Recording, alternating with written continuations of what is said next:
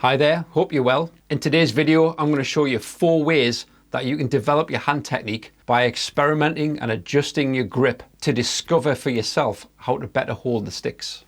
Knowing how to hold your drumsticks can be complicated, can be confusing, it can even be intimidating as you wonder whether what you're doing is right or wrong, whether other people think it's right or wrong. There's a whole load of drum history out there that you can look through, with a whole bunch of legendary drummers talking about how to hold the drumsticks. Some will argue that match grip's better, some will argue that traditional grip's better. We're not really going to get into that argument today, but the point is, there doesn't seem to be a right answer. You either have good technique and your playing sounds good, or you have bad technique and your playing sounds bad. So as long as you're aware of a few different things, you can start to develop your own style and your own way of playing and still sound good. So the first thing that we're going to mess around with today, and that's the main thing with these, it's all about messing around, having some fun, discovering things, trying things that work, trying things that don't work. The first thing we're going to look at today is the fulcrum. So the fulcrum is the point at which the stick balances in your hand. It's like the seesaw point where you create a lever between your hand and the stick. Wherever you position the fulcrum point is going to change how the stick bounces and how the stick behaves in your hand. So for most drummers, when they start playing, the fulcrum point is on the index finger. As you hold the stick between your thumb and the index finger, you create this balance point for the stick to bounce.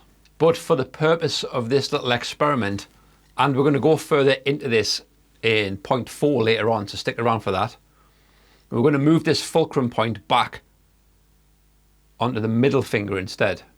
So turn your hand over into a French grip so your fingers are underneath the stick, and just let the stick rest on your middle finger. Now wherever the stick rests on your middle finger is going to change how much or how little bounce we get out of the stick. So let's try going to 2 extremes. Move your middle finger all the way down to the bottom of the stick. Now use your thumb to lift the stick up and just let it drop naturally. And see how little bounce there is due to all of the weight being at one end of the stick. Now move your middle finger up to around halfway on the stick. If the stick starts tipping back towards you, that's obviously too far because you're not going to be able to throw the stick down in the first place.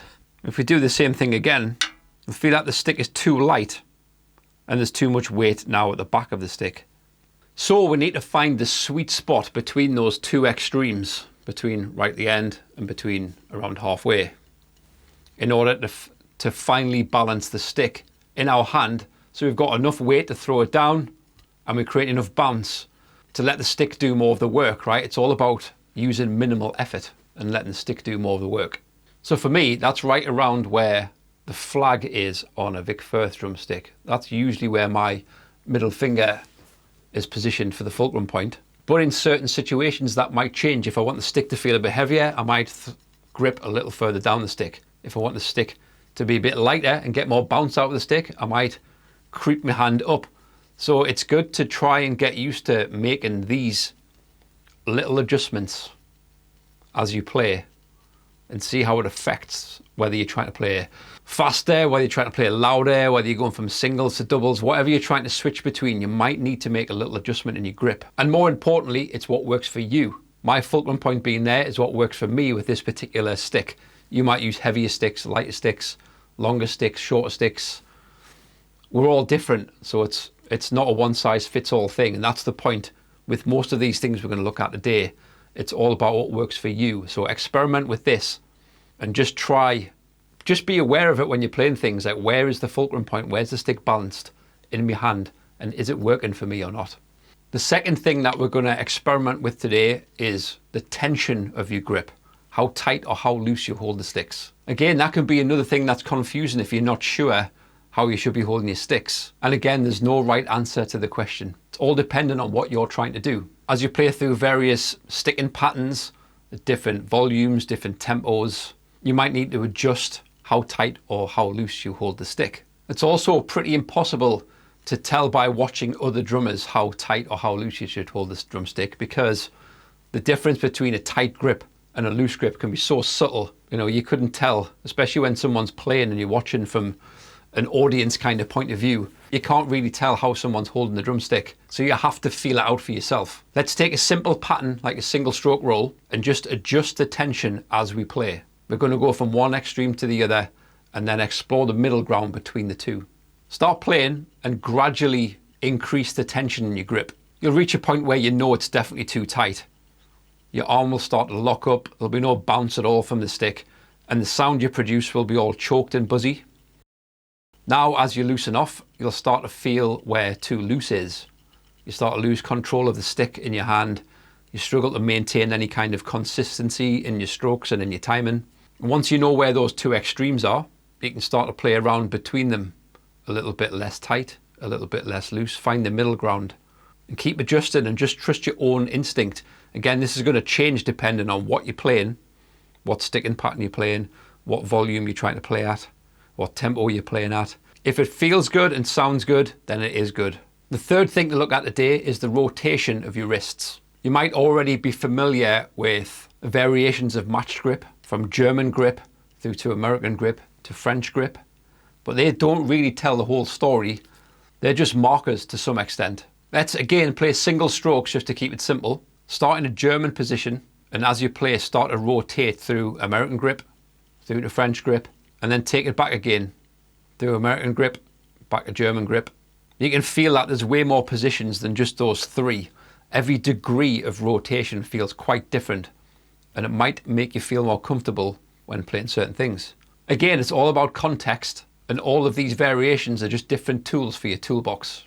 So the fourth and final point for today is kind of a hybrid of the first two. We're going to look at the fulcrum and tension at the same time. So when it comes to holding the drumstick, I like to think of your hand as being in like two parts.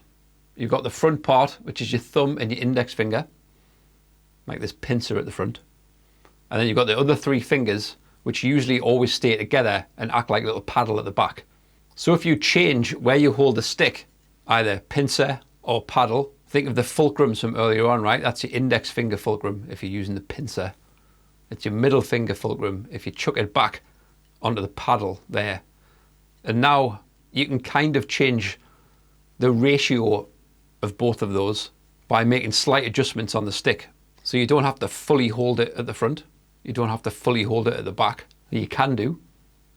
But you can start to share that load out between the two and just make small adjustments, which is going to change how the stick's balanced. It's going to change the weight of the stick in your hand, and you can adjust that to help you play different things. So here's an example. If I play single strokes, I'm going to start off using the middle finger fulcrum and hold the stick at the back. But as I switch to double strokes, I'm going to shift the tension in my grip to the front and use more of the index finger fulcrum, the pincer at the front, in order to play the double strokes. I'm playing at the same volume, I'm playing at the same tempo, I'm playing the same note value.